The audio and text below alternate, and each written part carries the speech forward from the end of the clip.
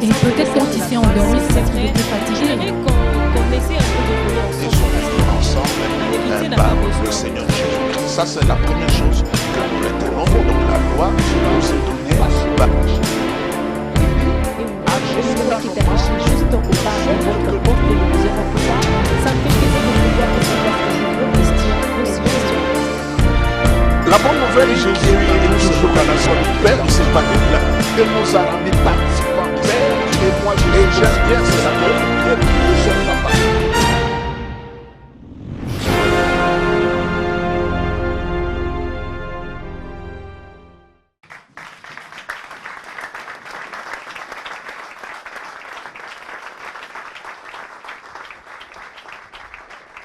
Alléluia, gloire à Dieu, gloire soit rendue au Seigneur Jésus, notre Sauveur, notre Roi merveilleux, le Seigneur de grâce, qui nous donne cette occasion d'être chez vous à la maison pour cette émission QRG. Je vous demande de vous asseoir, s'il vous plaît. Notre émission QRG, sa philosophie, nous sommes là pour promouvoir la personne et l'œuvre du Christ. Ces derniers temps, nous avons constaté que dans les églises, on parle trop du diable, de Satan, de ses œuvres, et les gens s'évertuent d'aller même dans le détail pour dire ce que le diable a l'habitude de faire. Mais nous venons avec un autre son de cloche, nous voulons promouvoir et élever les œuvres que Jésus a accomplies pour nous. Je crois qu'il est grand temps pour nous les chrétiens de comprendre, toute l'humanité, que Jésus-Christ n'est pas venu ici comme un vacancier, ce qu'il a fait est tout à fait effectif.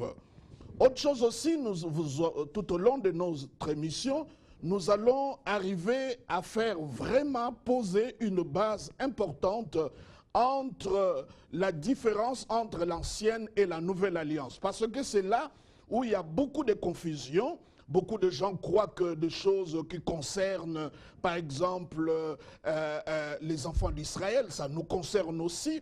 Et je crois que nous allons prendre du temps à bien expliquer pour comprendre qu'il y a une nouvelle et il y a une ancienne alliance. Nous allons aussi enseigner par des jets, des questions-réponses sur l'évangile pur. Qu'est-ce que nous appelons l'évangile pur? C'est l'évangile de la promotion du Christ, de l'amour de Dieu. C'est ce que nous appelons la bonne nouvelle. Porter un message qui n'inspire pas la peur, qui n'inspire pas les séparations, des clivages, mais plutôt un message qui arrive à comprendre que car Dieu a tant aimé le monde qu'il a envoyé son Fils unique, et ce Fils unique-là, c'est Jésus-Christ. Nous allons aussi nous vertuer à dire aux chrétiens, parce que Jésus-Christ est ressuscité, il est assis à la droite du Père, et là, il intercède pour nous, il est notre représentant, il est souverain sacrificateur, et nous allons le déclarer très fort que le diable, c'est un ennemi complètement vaincu. Nous allons nous vertuer à dire cela, et je crois que nous allons nous faire entendre, et nous allons aussi au travers de la parole, construire et bâtir la foi de chrétiens. Parce qu'aujourd'hui, le christianisme, c'est comme on nous demande à faire des choses, mais entre-temps, je crois que nous ne sommes pas des gens qui sont appelés qu'à faire des choses, mais ce que nous faisons est motivé par ce que nous croyons. Et la plupart des gens qui sont des chrétiens se trouvent dans des moments difficiles et ils croient parfois que ce sont des démons, le diable, mais simplement parce que nous accumulons de fausses croyances. Alors, au travers de cette émission, nous allons essayer de bâtir, de construire la foi de beaucoup de croyants. Parce que la Bible dit, la foi vient de ce qu'on entend et ce qu'on entend vient de la parole du Christ. Donc il y a lieu de parler de Christ dans tous les contours afin que les gens arrivent à appréhender l'œuvre que le Seigneur a accomplie. Nous allons aussi parler de long et en large. Comme vous l'avez compris, l'intitulé de notre émission, QRG, question-réponse sur la grâce. La grâce, c'est quelque chose que beaucoup de croyants ignorent. Et vous le voyez dans toutes les épîtres de l'apôtre Paul, il martèle, il parle toujours autour de la grâce. Et comme c'est quelque chose que un concept que beaucoup de chrétiens ignorent, et nous allons nous vertuer à expliquer ce que veut dire la grâce. nous allons aussi parler sur l'histoire de la rédemption depuis que Adam et Ève ont péché et que Dieu a promis à la femme que sa postérité écrasera la tête du serpent. Tout ce que Dieu a mobilisé comme investissement jusqu'à la venue du Seigneur Jésus-Christ, jusqu'à sa mort, à sa résurrection. Et aujourd'hui que nous parlons, il est assis à la droite du Père. Nous allons aussi nous engager à montrer aux chrétiens qu'ils ont beaucoup des avantages, le fait qu'ils ont accepté le Seigneur Jésus-Christ dans leur vie. Et notre message en général, c'est un message christocentrique. Cela veut dire tout ce que nous allons dire ici sera centré et simplement autour du Seigneur Jésus-Christ. Alors je vous invite, chers frères et sœurs, si vous pouvez ensemble avec moi élever nos voix pour que nous puissions dédier cette émission entre les mains du Seigneur. Beaucoup de gens vont nous suivre au travers de la télévision, peut-être même à la radio, peut-être par Internet, mais que Dieu, dans sa grâce, ce message puisse arriver à trouver une place de choix dans le cœur des gens qui auront la grâce de nous suivre. Si nous pouvons prier ensemble pour dédicacer cette émission au Seigneur. Notre Dieu, notre Père, nous sommes là à cause de toi. La Bible dit, c'est par toi que nous avons l'être et le mouvement. Nous te consacrons cette émission QRG. Ce n'est pas pour nous, parce que qu'est-ce que nous avons que nous n'avons pas reçu de toi? Toi, QRG, nous te consacrons entre les mains du Seigneur. Tu es là pour la promotion de la grâce, tu es là pour la promotion du Christ, tu es là pour la promotion de l'amour du Seigneur. Lorsque tu auras entré dans des maisons de gens et que tu auras apporté la parole, laisse que toute la gloire revienne au Seigneur et au Seigneur Jésus seul. Toi, QRG, je te consacre entre les mains du Seigneur au nom de Jésus-Christ. Amen. Vous pouvez vous asseoir. Notre méthodologie est clairement établie par l'intitulé de notre émission « Questions-réponses sur la grâce ». Les gens nous posent beaucoup de questions dans les réseaux sociaux, même quand nous passons à la télévision, à la radio, où nous prêchons dans les églises, partout dans le monde. Aujourd'hui que Dieu nous a donné cette faveur de comprendre ce qu'est la grâce, les gens nous posent beaucoup de questions autour de cela. Et il y a beaucoup de confusion, il y a même des gens qui croient que prêchant la grâce, c'est comme nous sommes en train d'autoriser des gens de se comporter comme ils le veulent. Comme ça, par le jeu des questions et de réponses, je vais m'évertuer à répondre. Et à cela, je ne serai pas seul dans nos émissions. J'aurai de charmantes demoiselles qui vont passer à tour de rôle, me poser des questions que nous avons collectées, comme je l'ai dit, par des réseaux sociaux. Des gens nous posent des questions en Australie, aux États-Unis, en France, en Europe, en Amérique, ici au Congo et partout ailleurs, en Afrique, Côte d'Ivoire, Cameroun. Nous avons des questions. Déjà, là, dans notre judiciaire, nous avons plus de 300 questions que les gens nous posent autour de la grâce. C'est comme ça, nous allons nous vertuer à répondre petit à petit à toutes ces questions. C'est comme cela que je vais vous demander avec plaisir, avec joie, d'accueillir nos présentatrices. La première que nous allons accueillir ici, c'est Madame Aurélie Njila, que je demande que vous puissiez accueillir avec joie, que nous recevons ici. Que Dieu te bénisse. Merci. Et il y a aussi Laetitia Mbombo que nous recevons avec plaisir sous vos acclamations pour l'encourager. Que Dieu vous bénisse. Vous pouvez vous asseoir, mais bien aimé, avant que je me laisse être interviewé par ces dames, je tiens à vous faire remarquer que nous avons deux photos ici de personnes qui ont marqué l'histoire de notre pays, que nous pouvons considérer comme des pères, des patriarches.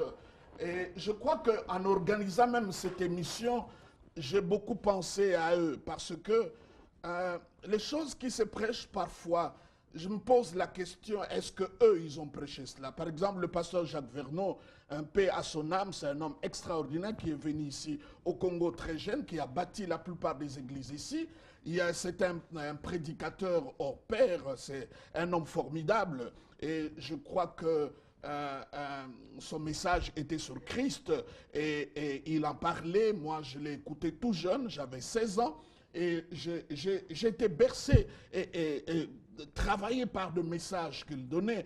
Et lorsque nous sommes dans cette émission, nous sommes en train de penser à... Il y a un autre là, Mosé Aïdinaba là. Et vous savez, lui, il est parti, même si on peut tout oublier, il nous a laissé quelque chose de formidable, Nzambe Aza Malamu. C'est comme ça son église s'appelle Nzambe Malamu. C'était un homme de miracle, un homme qui faisait de grands prodiges, et paix aussi à son âme. Je crois que là où ils se trouvent, ils sont dans les bonnes mains du Seigneur. J'ai aussi tel Osborne, le 2, tel Osborne, c'est leur aîné, leur père, quelqu'un qui les a marqués. Et de l'autre côté, vous avez Joseph Prince, c'est le grand prédicateur sous la grâce. C'est une personne qui m'a beaucoup inspiré par rapport au message que nous portons. Et pour ceux qui sont vivants, nous pouvons les acclamer, rendre gloire au Seigneur. Et je suis là, mes sœurs, pour des questions. Je suis à vous. Merci beaucoup, révérend pasteur Jean Bosco Kindomba. Et encore un grand merci à vous, fidèles téléspectateurs. Je n'oublie pas ma compagnonnette de tous les jours, c'est elle, Aurélie Gila. C'est vrai que pasteur, c'est le tout premier numéro de ces grands magazines questions et réponses sur la grâce. C'est vrai que c'est une émission qui est basée sur les questions qui concernent la grâce et qui préoccupent en réalité plusieurs chrétiens et même la population, s'il faudrait le dire ainsi. La toute première question, pasteur. L'intitulé de l'émission, c'est QRG, ce qui veut dire questions et réponses sur la grâce. Dites-nous pourquoi questions et réponses sur la grâce. D'abord, je tiens à rendre hommage, gloire au Seigneur, aussi aux téléspectateurs qui sont en train de nous suivre. Ils ne sont pas obligés, mais s'ils les font, c'est une grâce et une faveur qu'ils nous accordent parce qu'il y a beaucoup des émissions. Mais s'ils restent cabrés à nous suivre en train de parler de la grâce, de l'amour de Dieu et de la personne de l'œuvre du Christ, cela nous touche énormément et nous en remercions ainsi. Pourquoi QRG? J'avais cherché par beaucoup de manières comment je peux répondre le message de la grâce. C'est un message que Dieu m'a donné il y a plus de 5 ans. Je l'ai compris autrement qu'avant que je l'ai compris. Je suis professeur de l'école biblique en théologie. J'ai prêché dans beaucoup de pays. Mais là, la compréhension que j'ai eue de la grâce m'a fait comprendre qu'il n'y a pas de mots, il n'y a pas de termes, il n'y a pas de concepts qui arrivent à bien résumer l'œuvre et la personne du Christ ou l'évangile, si ce n'est que le mot grâce. Et je crois que dans mon milieu chrétien, dans mon milieu de tout le jour, le mot grâce est parfois très mal compris. Parfois, des gens croient que c'est la pitié, simplement. Et là, je dis qu'il y a lieu pour moi maintenant de prendre le temps pour parler de la grâce. Alors, j'ai inspiré par Dieu, je le crois, j'ai compris que ça puisse prendre ces formats de questions, de réponses, parce que les gens tous ne sont pas dans le pays où je me trouve, ils sont disséminés partout dans le monde. C'est comme ça par les réseaux sociaux, les gens nous posent des questions parce que nous demandons à nos amis sur Facebook, sur Twitter et partout ailleurs, à l'Internet, de nous poser des questions. Et comme on avait reçu beaucoup de questions, je me suis dit qu'il y a lieu que nous puissions commencer une émission autour de la grâce. C'est vrai, peut-être que vous m'avez dévancé, pasteur, mais pensez-vous qu'il est vraiment important de pouvoir consacrer toute une émission que pour parler de la grâce? Oui, certainement, parce que la Bible dit, c'est Paul qui dit ça aux Éphésiens et à Tite aussi, son épître à Tite, il dit, vous êtes sauvés par la grâce au moyen de la foi. Si la chose par laquelle nous sommes sauvés, si la chose par laquelle le salut provient ne doit pas avoir une émission, je me pose la question, on aura une émission pourquoi? Pour quel autre sujet? Parce que je crois que la grâce, comme Paul l'a dit dans son épître à Tite, il dit la grâce source du salut. Cela veut dire il n'y a pas une autre façon pour être sauvé. Si vous voulez être réellement sauvé, ce salut ne peut que venir de la grâce. Si ça ne vient pas de la grâce, ce n'est pas le salut qui vient de Dieu. C'est comme ça, quelque part, on dit le Dieu de toute grâce. Ça veut dire la grâce, ça provient de Dieu. C'est Dieu qui accorde la grâce. Je sais qu'avec les définitions et tout ce que nous aurons à expliquer, nos téléspectateurs vont bien comprendre le pesant d'or. Pourquoi nous voulons que nous puissions parler de la grâce. Je rappelle aux fidèles téléspectateurs que nous avons sur ces plateaux le révérend Jean Bosco Kindomba. Avec lui, nous échangeons sur des questions qui préoccupent bien évidemment la famille chrétienne en général. Aujourd'hui, nous sommes plus basés sur la définition et l'importance de la grâce. C'est bien, pasteur, de pouvoir nous définir en réalité c'est quoi la grâce. C'est vrai qu'il y a beaucoup de définitions, mais je vais essayer un peu de ramasser et de mettre ça ensemble.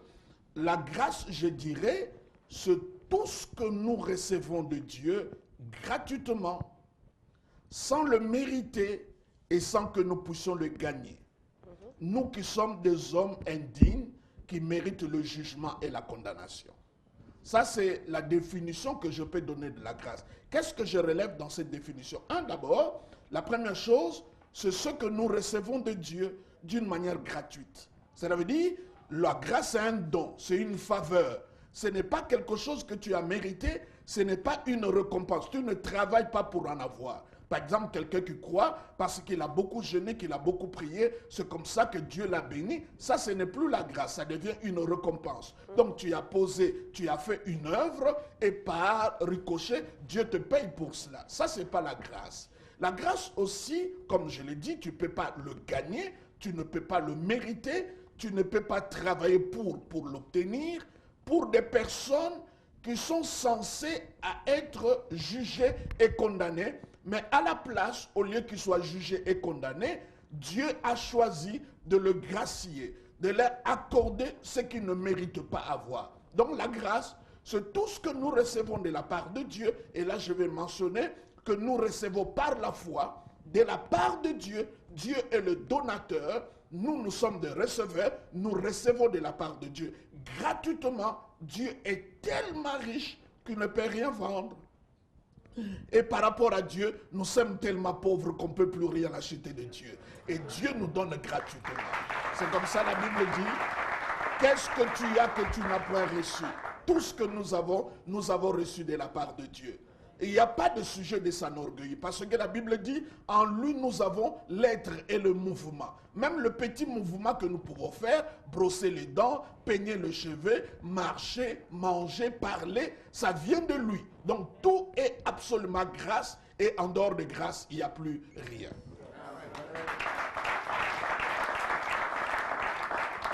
Oui, pasteur, c'est très bien dit. Je ne sais pas, en tout cas, vous m'avez peut-être convaincu, je ne sais pas si cela est le cas pour nos téléspectateurs, et bien plus aussi pour Madame Aurélie Gillet, juste à mes côtés. Êtes-vous d'accord avec le pasteur, puisqu'il dit que la grâce est une faveur imméritée? Je suis vraiment d'accord, et surtout, je suis très touchée du fait que la grâce est quelque chose d'immérité. Mais j'aurais quand même faire un pas en arrière, pasteur. Vous avez dit une phrase très importante, c'est que la grâce est source de la grâce est source de notre salut. Est-ce que vous pourriez mieux expliquer ça à nos téléspectateurs? L'homme a péché, éloigné de Dieu. Tout ce que l'homme peut tenter d'aller vers Dieu, ce qu'on appelle la religion, que ce soit par de prières, que ce soit par de bonnes œuvres, que ce soit par des imprécations, que ce soit par les offrandes, que ce soit par des sacrifices, tout ce qu'on peut faire ne peut pas apporter le salut. On n'a rien qui peut faire que nous puissions nous sauver nous-mêmes. C'est comme quelqu'un qui ne sait pas nager, qui se noie dans l'eau. Tout ce qu'il peut faire, c'est s'enfoncer encore plus. Le salut, la délivrance ne peut que venir de l'extérieur. Alors Dieu, à la place de nous condamner, à la place de nous châtier, à la place de nous rejeter, il a pris un substitut. C'est là où je dirais que la base du salut ou de la grâce, c'est le Seigneur Jésus-Christ avec l'œuvre qu'il a accomplie. Donc il a pris quelqu'un qui est mort à notre place, qui a pris notre place par l'incarnation, il s'est substitué à nous et par ce moyen. Donc dès que tu l'acceptes, dès que tu crois à ce que lui il a fait, ce que lui a fait est mis à ton compte et ce que toi tu as fait est mis à son compte. À partir de cela, tu es sauvé. C'est là où je dirais que le salut a pour source simplement la grâce. C'est comme ça la Bible dit, vous n'êtes pas sauvés par les œuvres pour que personne ne s'en glorifie. Tout est grâce, absolument grâce et rien que grâce, parce que nous l'avons reçu gratuitement de la part de Dieu. Dans ce cas, si les œuvres ne sauvent pas, est-ce que vous pouvez nous dire quelle est la place de la foi dans la grâce? Surtout ce que j'aimerais bien mentionner, la plupart des croyants, des chrétiens, sont d'accord avec moi et d'accord avec la Bible qui dit nous sommes sauvés par la grâce au moyen de la foi. Mais le problème c'est quoi? C'est que la plupart d'entre nous, nous croyons que nous sommes sauvés par la grâce. Maintenant, le reste de la vie chrétienne, ce n'est plus la grâce. C'est les efforts. C'est ce qui me choque. De voir une jeune dame ou un monsieur ou un frère, un homme, on le fait croire pour se marier, il doit jeûner 40 jours, pour avoir une promotion, il doit en faire 100, pour avoir une guérison, il doit en faire 40, et tout cela parce qu'on le fait croire que tu es sauvé par la grâce, mais quand il s'agit de tes bénédictions, tu dois travailler pour cela. Entre-temps, c'est faux. Nous commençons la vie chrétienne par la grâce et nous les terminons par la grâce. Il y a une parole qui, je vais répondre à votre question, mais cela me fait rebondir, à faire comprendre aux enfants de Dieu. Quand vous lisez les épîtres de l'apôtre Paul, à partir de l'épître aux Romains jusqu'à Philémon, c'est vrai que Hébreu, il y a des discussions, des gens ne connaissent pas bien l'auteur, mais moi je crois que c'est l'apôtre Paul.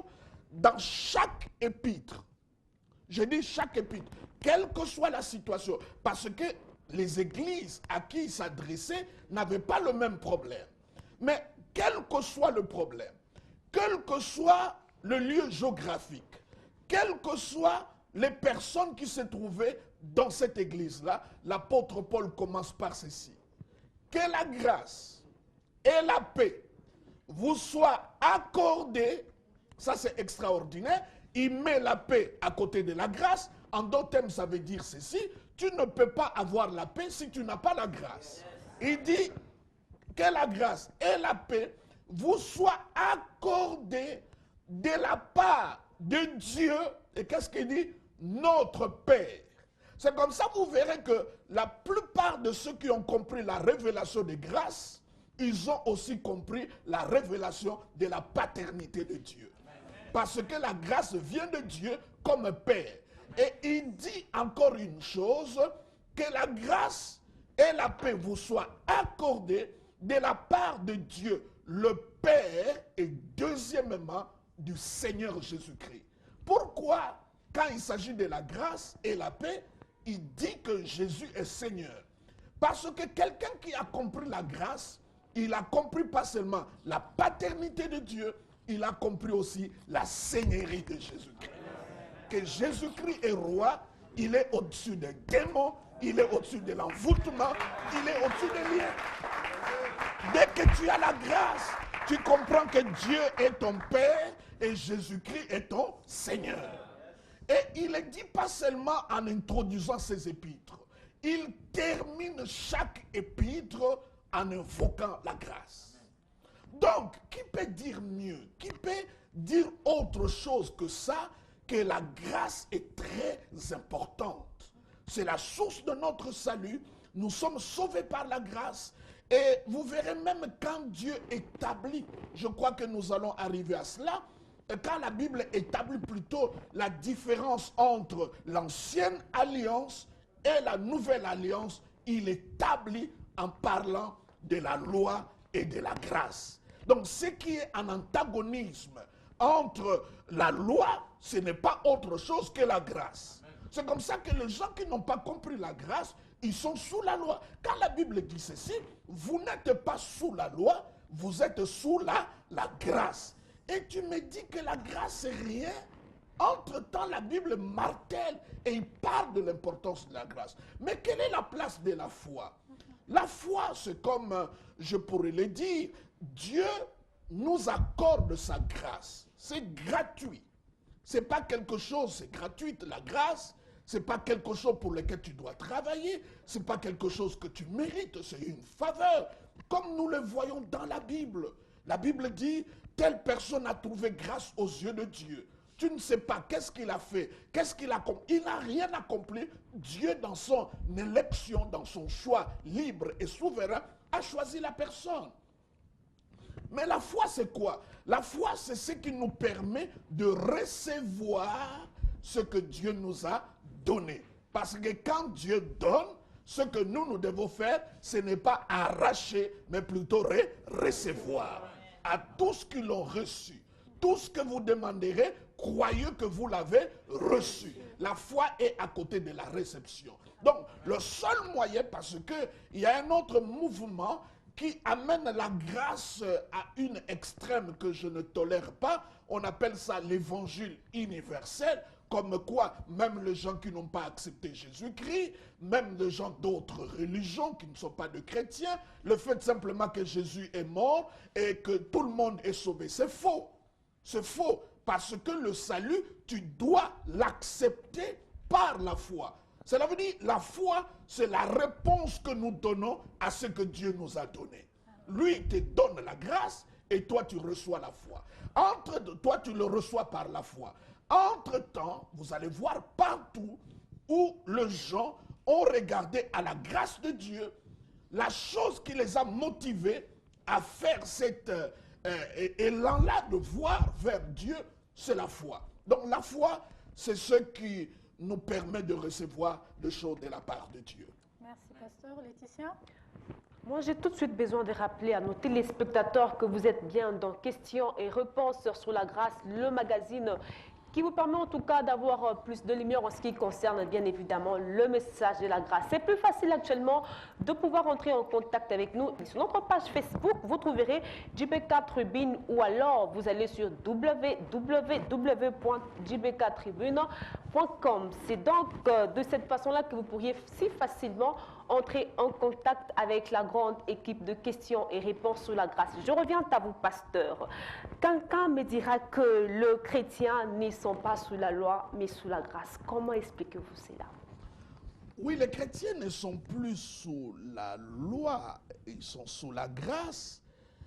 Je crois que c'est un sujet qui demande que nous puissions avoir une émission tout entière, parce que c'est là où se trouve le vrai problème de chrétiens.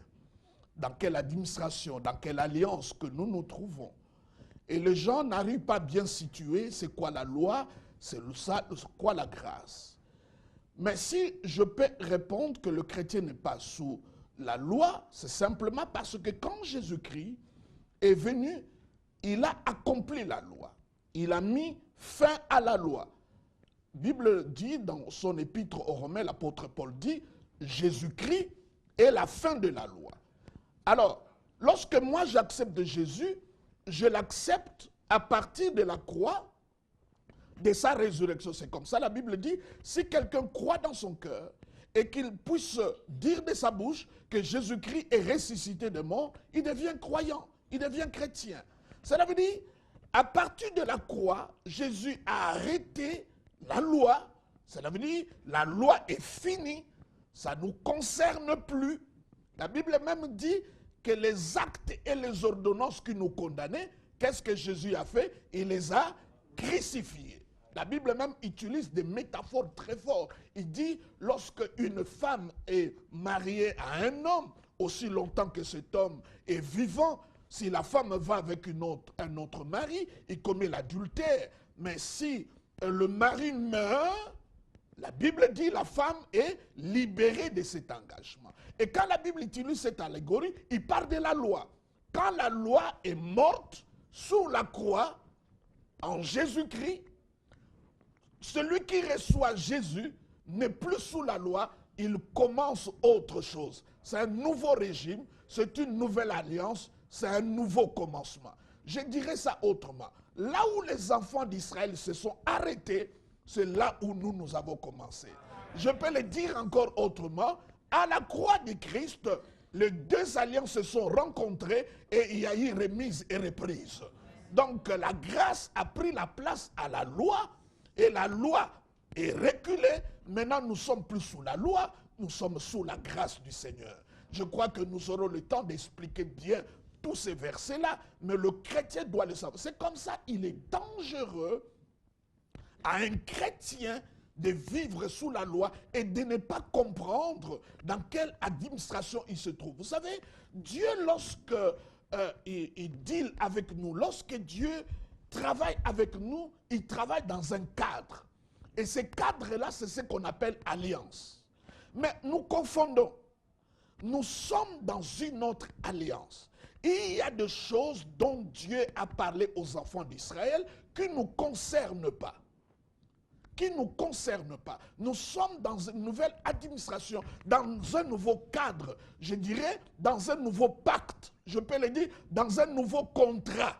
Donc quand Jésus est venu, il est venu avec un nouveau contrat. Donc ce qui nous régit maintenant avec Dieu, ce n'est pas le même contrat qui régissait Dieu avec les enfants d'Israël.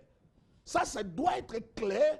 Et si vous comprenez cela, il y a parfois des fardeaux qu'on nous fait porter. Vous n'allez plus accepter cela. Parce que aujourd'hui, si je suis locataire, j'ai un contrat de bail. Tout ce qui régit entre moi et mon bailleur, c'est le contrat. S'il y a quelque chose qui est en dehors du contrat, je ne vais pas accepter. Et moi, avec Jésus, il y a une nouvelle alliance qui a été établie. Est-ce que dans cette alliance, c'est prévu que je peux être chrétien et au même moment être envoûté? Quand je lis les articles de contrat, je ne le vois pas.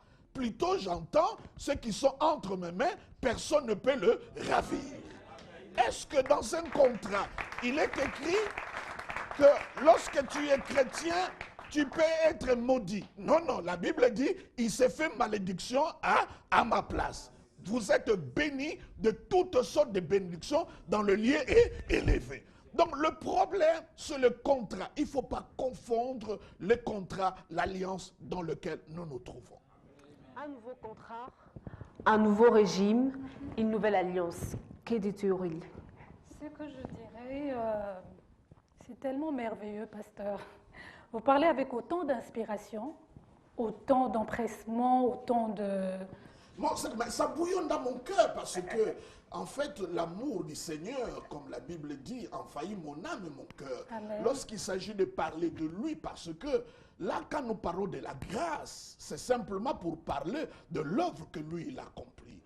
Les gens ont tellement conscience de leurs problèmes, du diable, des démons. C'est comme au temps de la Bible, lorsque le serpent, les enfants d'Israël ont rejeté la manne qui est Jésus, le pain de vie. Lorsqu'ils l'ont rejeté, Dieu les a châtiés en voyant des serpents qui étaient en train de les mordre. Et il a donné une seule condition. Celui qui lèvera le regard et qui va le fixer vers le serpent d'airain, l'image du jugement, de la même manière que Jésus a été jugé.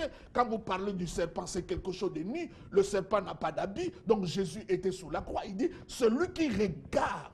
Mais malheureusement, aujourd'hui, les prédicateurs de l'Église, au lieu de montrer aux gens de regarder au serpent aérien, ils passent le temps à définir, à nous montrer les sortes de serpents qui sont en train de mordre.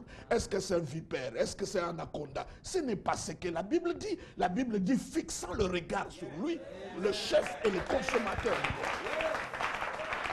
J'aime bien ce que Jean-Baptiste a dit. Il dit, voici l'agneau de Dieu qui ôte le péché. Tu n'as pas le mariage, voici l'agneau de Dieu qui ôte le péché. Tu as des problèmes de protection, voici l'agneau de Dieu qui ôte le péché. Et c'est la même chose que vous voyez au temps de Joseph. Lorsque Joseph a jugulé la crise en Égypte, et chaque fois quelqu'un s'est rendu auprès de Pharaon pour dire « je n'ai pas la nourriture, je n'ai pas ceci », Pharaon avec une seule réponse « allez vers Joseph ».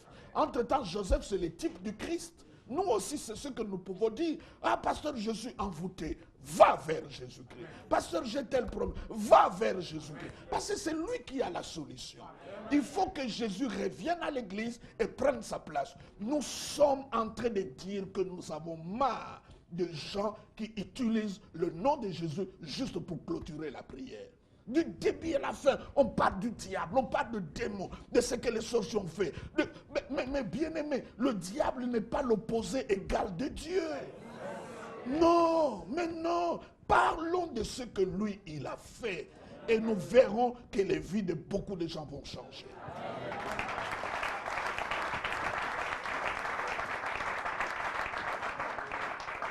Merci, pasteur. C'est vrai qu'il faut parler de Jésus. Mais si aujourd'hui les églises s'attachent tellement à la loi, c'est parce que selon Jean 1,17, il dit la loi a été donnée par Moïse, cependant la grâce et la vérité est venue par Jésus-Christ. Comment comprenez-vous ce passage? C'est le plus beau verset qui peut sortir de nos bouches humaines. Et la Bible dit, nous puisons de lui. Cela veut dire, quand tu vas vers Dieu, tu veux puiser. Il dit, nous puisons, nous recevons de lui grâce sur grâce. Cela veut dire, une grâce chasse une autre. Ce n'est pas les compétitions des démons, ce n'est pas les compétitions des malheurs, mais c'est une grâce qui chasse une autre grâce pour qu'une autre grâce arrive. Donc tu as la grâce de te marier, Dieu te donne la grâce d'avoir des enfants, automatiquement la grâce d'avoir une promotion qui arrive. Il dit, quand nous puisons auprès de lui, nous puisons à partir de sa plénitude. Dans tout ce que tu veux, quand tu puises vers Dieu, tu puises à partir de sa plénitude, grâce sur grâce. Et il souligne, il dit, la loi a été donnée à Moïse. Donnée. Il dit, la grâce et la vérité sont venues par Jésus-Christ. Et c'est clair, c'est là que vous comprenez. Si tu es chrétien, tu mélanges les deux. Tu te trouves dans la même situation où Abraham avait à la fois Sarah et Agar et Isaac et Ismaël dans la même maison. Tu ne peux pas aller loin. Il faut que tu arrives à un moment, tu chasses Agar. Et la Bible dit c'est la loi. L'église ne doit pas avoir un pied sur Golgotha, un autre sur le mont de Sinaï. On ne peut pas aller plus loin comme cela. Il faut une nette démarcation entre la loi et la grâce. Il dit clairement, la loi a été donnée à une personne, il s'appelle Moïse. Donner, c'est une chose, ce n'est pas une personne. Ça montre même la distance. On peut donner à quelqu'un qui est trop loin. Je peux l'envoyer par DHL. Ça peut aller loin. Donner. Mais quand il s'agit de la grâce, de la faveur imméritée, il dit la grâce est venue. C'est une personne. C'est comme ça que je dis aux gens. La grâce n'est pas une doctrine. Ce n'est pas un enseignement. C'est une personne. C'est comme ça la Bible dit, pas la grâce a été donnée. La grâce est venue. Et qu'est-ce qu'on ajoute encore? La grâce est venue avec la vérité. La vérité n'est pas à côté de la loi. Ce qui est ridicule, c'est de voir, tu vas dans une église, on te dit, il faut connaître la vérité de ta famille. Non, la vérité est à côté de la grâce. Les choses de ma famille, ce n'est pas la vérité. La vérité, c'est à côté de la grâce. Il dit, la grâce est la vérité. Dans d'autres traductions, ce n'est même pas en pluriel. On ne dit pas son, on dit eux. Parce que la grâce et la vérité sont ensemble. Lorsque Jésus dit aux Juifs, aux pharisiens, il dit, vous connaîtrez la vérité et la vérité vous affranchira. Ces Juifs-là connaissaient la loi. Ils connaissent la loi depuis leur bas âge. Donc quand Jésus parle de la vérité, il ne parle pas de la loi. Il ne parle pas de l'hérédité. Il ne parle pas des 10 commandements. Il leur parle de la vérité de la grâce. Et nous devons le comprendre que quand nous parlons grâce, ce n'est pas un enseignement, c'est une personne. C'est comme ça que nous sommes sauvés par la grâce au moyen de la foi. Et la grâce, c'est la source de notre salut. Nous devons le comprendre et c'est très important pour nous. Merci, pasteur. Laetitia? C'est vrai, fidèles téléspectateurs, révérend pasteur Jean-Bosco Kindomba, le temps presse. Une peut-être toute dernière question. C'est vrai que nous vivons les temps de la grâce. Vous êtes porteur du message de la grâce et nous sommes dans questions et réponses sur la grâce. Dites-nous, puisque nous sommes sous la grâce, on réfléchit à haute voix. Il n'est plus pour nous important de pouvoir gêner, de pouvoir prier, de pouvoir briser les liens, chasser les démons, puisque nous sommes sous la grâce, pasteur. Là, vous posez plusieurs questions à la fois, mais je suis là pour arriver à vous éclairer et aux téléspectateurs. Ce que nous devons d'abord comprendre, gêner, prier, ce n'est pas ce que nous sauve. nous faisons ces choses-là parce que nous sommes sauvés. Je jeûne, je prie parce que je suis sauvé. Mais ce n'est pas ce qui me sauve. Je jeûne, je prie, pas parce que je dois être béni. Parce que je suis béni, c'est comme ça que je prie et je jeûne. Et je jeûne pourquoi? C'est pas pour recevoir, parce que Dieu m'a tout donné. La Bible dit, vous avez tout pleinement en Jésus. Écoute ce que Romain dit. Dieu n'a pas épargné son propre fils, il nous l'a donné. Qu'est-ce qu'il ne nous donnera pas avec lui? Donc quand Jésus vient dans ta vie, il vit avec tout ce que tu as besoin. Béni soit Dieu qui nous a bénis dans le lieu céleste de toutes sortes de bénédictions. La Bible dit, rendez grâce à Dieu qui nous a délivrés, qui nous a transportés, qui nous a placés dans le royaume de son Fils de lumière. En lui, nous avons la rédemption. Donc nous comprenons que quand nous sommes chrétiens, nous sommes avantageux. Quand nous sommes chrétiens, nous sommes des enfants de Dieu. Le problème c'est quoi? Aujourd'hui, la plupart des gens qui prétendent être des chrétiens ne le sont pas. Parce que quand, par exemple, quelqu'un a traîné dans une église, il a resté longtemps dans l'église, on croit qu'il est devenu chrétien. Est-ce que parce qu'un morceau de bois a beaucoup traîné dans l'eau, comme ça devient un caïman, un poisson? Mais non, c'est autre chose devenir chrétien. Devenir enfant de Dieu, c'est autre chose. En cela, si nous allons, c'est comme ça même, je m'insurge des gens qui croient que parce que tu as gêné, comme ça le diable aura peur. Jésus-Christ avait gêné, le diable est venu le tenter. Non, il est venu le tenter. Ce n'est pas le jeûne. Ce n'est pas le jeûne. Le diable ne craint pas le jeûne. Peut-être lui-même c'est un grand jeûneur. Les pharisiens gênaient 3 fois la semaine. Ce n'est pas pour autant qu'ils étaient des croyants, ni des chrétiens. Jésus a fait aucun miracle auprès des pharisiens, quoique ce sont des gens qui gênaient beaucoup. Allez voir d'autres religions, des gens qui dorment sur la même sol, ils dorment même sous le clou. Il y a des gens qui font même mieux que par rapport à nous. Mais le christianisme, ce n'est pas les œuvres, ce n'est pas ce que nous faisons, ce n'est pas nos larmes, ce sont ses larmes. Ce n'est pas ce que moi je fais, c'est ce que lui, il a fait. Ce n'est pas mes prières, c'est ce que lui, il dit à son Père. Est-ce que c'est là que nous pouvons comprendre, si je vais jeûner, si je vais prier, c'est en réponse à ce que lui, il a fait dans ma vie. Parce qu'il m'a aimé le premier, en retour, moi je l'aime aussi, parce que la réponse de l'amour, c'est l'amour. Ah oui, la réponse de l'amour, c'est l'amour. Pasteur, c'est vrai, dites-nous un peu, quelle est en réalité la particularité de la grâce? La grâce, c'est Dieu. La grâce, c'est Jésus. La grâce, c'est la Bible. La grâce, c'est la bonne nouvelle. La grâce, c'est la joie. C'est le bonheur. La grâce, c'est Dieu. La grâce, c'est grâce. La grâce, c'est grâce. C'est pas autre chose. Mais quand vous lisez Romains chapitre 5, il dit, si par une seule personne l'offense, le péché, la mort a régné, une seule personne, nous parlons d'Adam, qui a péché, à cause de son péché, la mort a régné. Écoute ce que la Bible dit, à combien plus forte raison. Donc quand il s'agit de la grâce, on commence toujours par ce genre de phrases. Quand vous lisez la Bible, vous allez comprendre que la grâce est toujours superlative.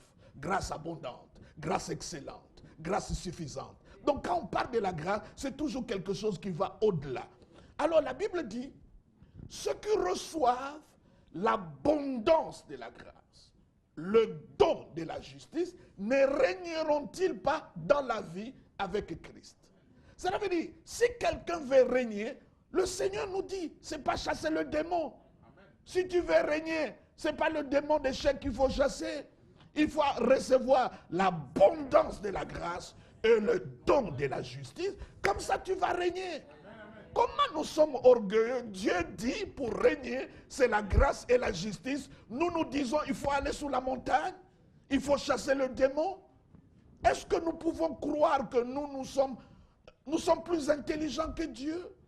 Mais non, lui il a dit, celui qui veut régner, il doit recevoir l'abondance de la grâce et le don de la justice. C'est là où je vous poserai la question. Maintenant, si le diable ne veut pas que tu règnes, qu'est-ce qu'il va attaquer? Il va attaquer le message sur la grâce. Parce qu'il sait, quand tu as la grâce, tu vas régner. Quand tu as la justice, tu vas régner. La première chose que Dieu a donnée à Abraham, notre père, ce n'est pas Isaac, ce n'est pas l'argent, Ce n'est pas la richesse. La Bible dit, Abraham a cru et Dieu l'a imputé la justice. C'est la première chose qu'il a donnée. Entre-temps, ce sont des notions qu'on ne prêche pas. Démon ceci, démon ceci. Vous savez, le diable est tellement orgueilleux, il veut qu'on parle de lui à chaque instant, même pour les choses qu'il n'a pas fait. Il veut que nous l'attribuions. Les gens orgueilleux sont comme cela. Mais nous avons décidé de parler de moins en moins en lui, de parler du Christ. Et si nous devons parler de lui, nous devons le chasser, nous devons le résister, nous devons marcher. Et c'est ce que la Bible dit. Je disais à quelqu'un il y a quelques jours qui me parle de tout ce. Je dis, montrez-moi dans le Nouveau Testament, particulièrement après la résurrection de Christ, un chrétien qui a été lié. Vous savez ce qu'il m'a pris comme réponse? Il m'a pris Romains chapitre 7 où l'apôtre Paul dit le mal que je veux faire, je n'arrive pas à faire, qui me délivrera. Je dis d'abord il y a un problème d'intelligence, simplement parce que il ne faut pas croire partout où on parle de délivrance, il s'agit des démons. Il me dit qui me délivrera de ce corps de mort. Là l'apôtre Paul voulait avoir une vie juste avec Dieu, avec ses propres efforts. Et il a essayé, parce que c'est quelqu'un qui venait du judaïsme. Donc il voulait vivre la vie chrétienne par la loi, mais il n'a pas pu. Il a vu qu'il y a quelque chose de plus fort que lui. Et qu'est-ce qu'il a dit? Qui me délivrera de ce corps mortel? Et la réponse, j'aime bien. Grâce soit rendue à Dieu. Vous voyez? Vous voyez? Et il ne s'agit même pas de démons. Il ne s'agit pas de démons. Il s'agit parce que, en fait, la grâce, Laetitia, ce qu'il faut comprendre, la grâce amène l'homme à sa propre fin. Nous aimons mériter des choses. Nous voulons que les gens nous acclament. C'est comme ça, vous verrez que les gens qui ne comprennent pas la grâce, qui sont dans les combats, dans le lutte, leurs caractéristiques, ils sont arrogants. Ils sont orgueilleux. Pourquoi? Parce qu'ils reçoivent les choses par leur propre force. Mais celui qui reçoit par grâce, en quoi il peut se glorifier? Parce qu'il ne le mérite pas. Ce n'est pas ses jeûnes, ce n'est pas ses prières, ce n'est pas ses efforts. Ce n'est pas parce qu'il a dormi à même le sort de semaine. Aujourd'hui, vous verrez quelqu'un qui a passé des moments de prière, ce qui n'est pas mauvais. La poitrine par terre. Et quand vous lui demandez, comment cela est arrivé? Il dit, laisse tomber. J'ai prié 40 jours, la poitrine par terre. Il ne parle pas de la croix. Il ne parle pas du sang de Jésus.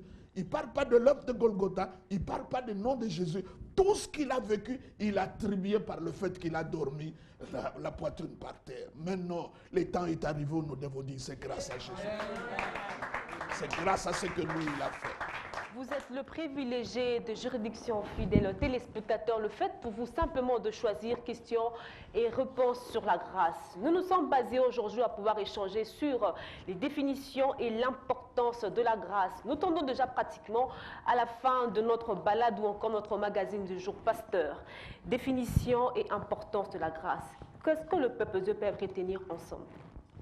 La grâce, c'est le Seigneur Jésus-Christ, et comme je le définis, c'est tout ce que nous recevons par la foi de la part de Dieu gratuitement, sans que nous le méritons, sans que ça soit une récompense, sans que nous puissions travailler pour. Nous qui sommes des hommes indignes, qui méritent le jugement et la condamnation, Dieu nous a graciés. C'est comme on en parle de ça, grâce présentielle.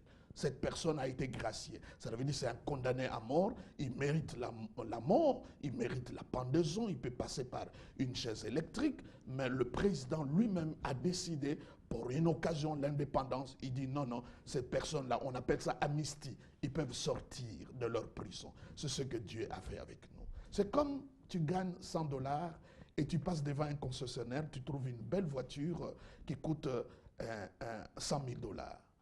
Et tu regardes ton salaire, tu dis, je ne peux pas en acheter. Et quelqu'un passe par là, il dit, est-ce que ça te plaît? Tu dis oui. Et il fait sortir de sa poche un chéquier et il signe un chèque de $100 000 et tu prends la voiture. C'est ce que veut dire la grâce. La grâce, c'est ce que nous recevons gratuitement de la part du Seigneur. Mais qu'est-ce que nous ne recevons pas gratuitement? Il n'y a pas.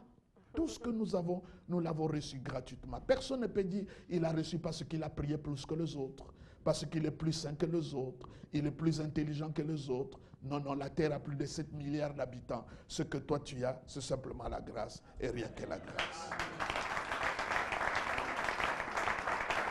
Oui, ça me pousse tout simplement à dire que tout est grâce. Pasteur, nous arrivons à la fin de cette grande balade du jour. Nous vous remercions déjà de nous avoir fait ces privilèges de pouvoir accepter notre invitation. Et merci beaucoup à Aurélie Gila pour ces grands moments d'échange.